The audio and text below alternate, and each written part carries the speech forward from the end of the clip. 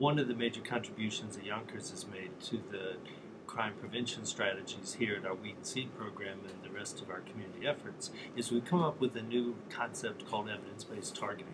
Now, you've all heard of evidence-based programs, and what they do is describe the kind of intervention that you offer. What we're talking about with evidence-based targeting is using data to make sure that the interventions reach the right people, to choose the people who need to be served.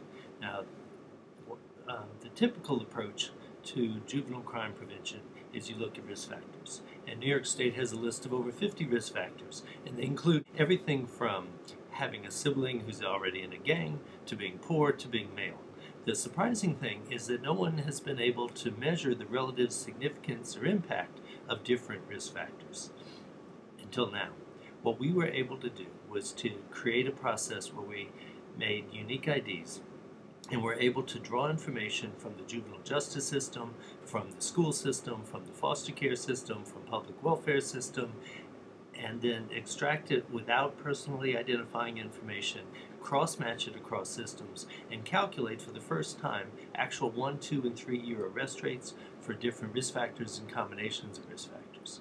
And what we found is that the traditional approach needed to be stood on its head. Now, one of the ways that communities have typically been told to approach juvenile crime prevention is to identify the risk factors that are most common and then come to consensus over which of those should be targeted. But the surprising thing, or perhaps not, is that most kids don't get arrested. And so the most common risk factors are actually the least significant. That what communities need to do to target their limited resources effectively is find the unusual combinations of risk factors that are most closely associated with crime, not the most common risk factors. So we found, for instance, that the typical approach has been neighborhood-based targeting, where you say that poor children are at risk of becoming juvenile delinquent, so we are going to offer prevention services to every child in the poorest neighborhoods. But our research showed that over a 3-year period, 93% of all the kids in age 10 to 14, even in the poorest neighborhoods, didn't get arrested. So what that means is if your prevention efforts had a random sample of the youth in that high-risk age group in the high-risk neighborhoods, 93% of everyone you served would not be part of the problem you were trying to solve. 93% of your effort, 93% of your resources at least is being wasted. Except that you don't really get a random sample. You get the children who volunteer, the one whose parents sign up and sign the consent forms and get them there on time, and where the kids don't fight, and the kids aren't too high, and the kids don't drop out.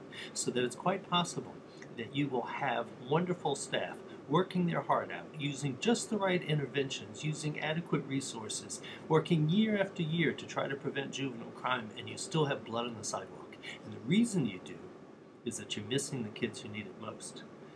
What we discovered through our research is they're actually not that hard to identify who needs prevention services most, because two of the most closely associated groups are kids who are chronically truant from school and kids who are being suspended from school. So we found Yonkers had over 16,000 youth, over 6,600 youth aged 10 to 14 in the poorest neighborhoods, but only 700 chronic truants, a much more manageable number. And the 3-year arrest rate was not 7%, but 21%. So that means that if you targeted the same amount of resources to chronic truants, you could potentially have at least 3 times a greater impact, because you're reaching 3 times more of the kids you're actually trying to serve. And we found that when you cross-check those two lists, when you looked at kids who were both chronically truant and who had been suspended for violent behavior in school, Yonkers had only 41 names on that list. And of those, 27 got arrested within 3 years. And when you looked at the history, if you followed those 27 kids, over a 5-year period, they accounted for 127 different juvenile crimes or serious and violent school incidents. And that's before they hit the big time and started being treated as adults.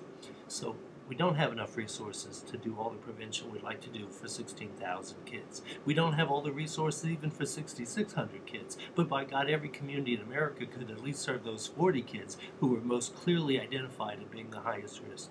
So what we've done is we've come up with a strategy that is the one that we need in these times where resources are so scarce, where everybody is asked to do more with less. Basically, evidence-based targeting allows you to take your limited resources and put them where they can have the greatest impact. And that's really one of Yonkers' leading contributions to the juvenile crime prevention.